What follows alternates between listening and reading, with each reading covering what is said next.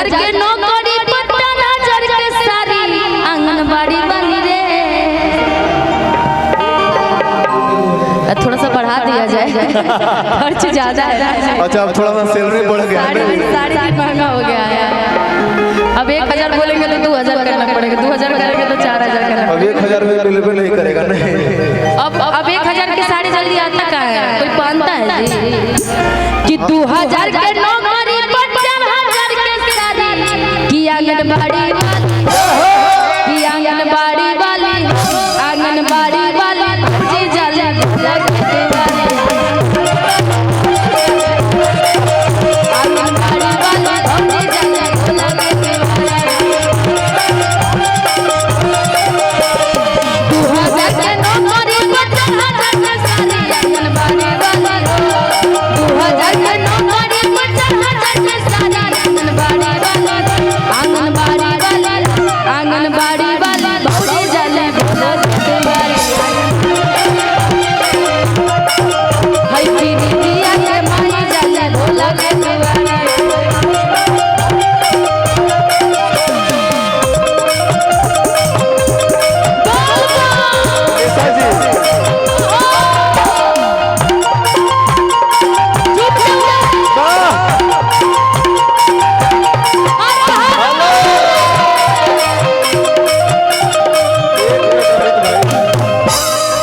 निशा जी हम चाहेंगे कि इन लोग बड़ा बढ़िया डांस कर रहे हैं। हाँ एक बार मंच पर आप लोग दोनों थोड़ा सा आ जाइए, मंच पे आ जाइए।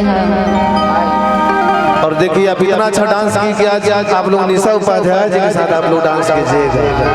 और मुझे पता नहीं था कैमरा वाले लोग भी आए हैं, कैमरा वाले भाई भी यहाँ पर उपस्थित हैं। क्या बात है। हर की आंगनबाड़ी वाली भौजी चल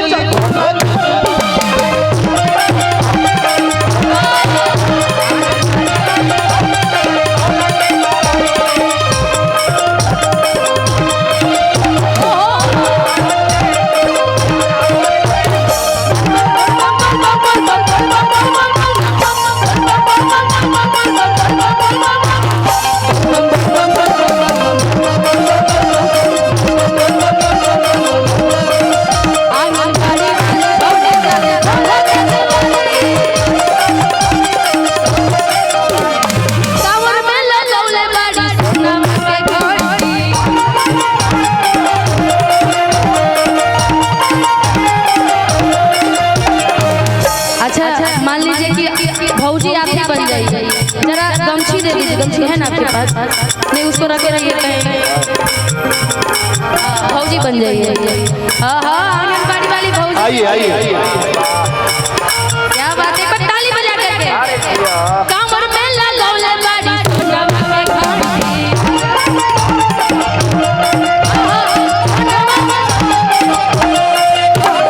कांवर में लगौले बाड़ी सोनवा के घाटी।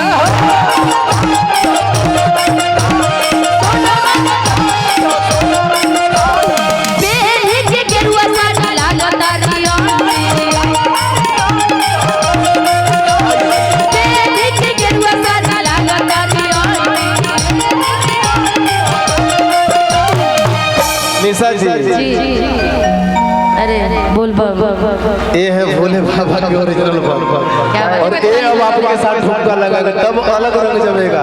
नहीं वो चले गए, वो भी अच्छा डांस कर रहे थे। कौन कौन? पति पत्नी और बच्चा वो चले गए।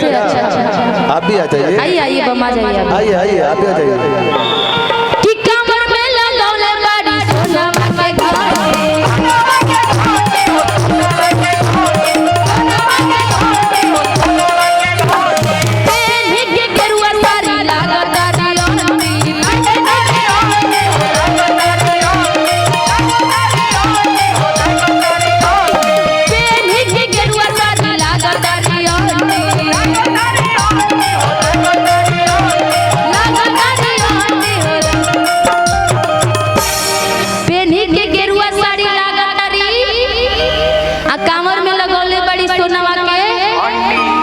सेविका सहायिका के साथ ले ले बड़ी आंगनबाड़ी वाली हो।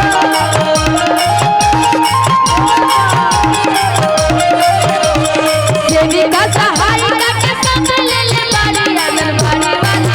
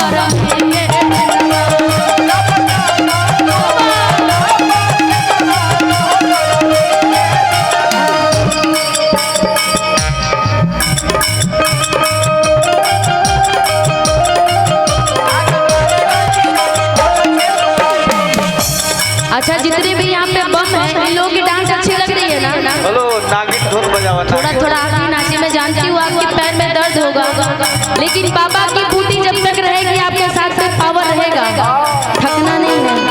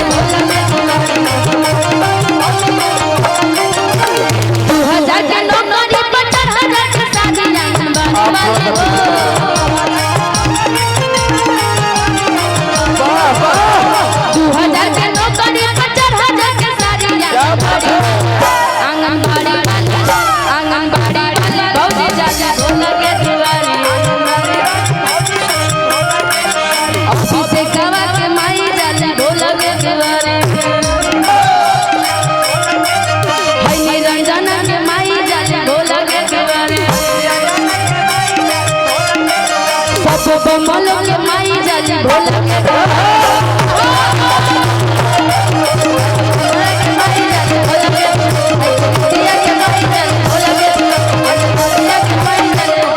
क्या बात है कि सब बमलो के माई जाली भोला के दुआरे। जय हो प्रेम से बोलिए बोल।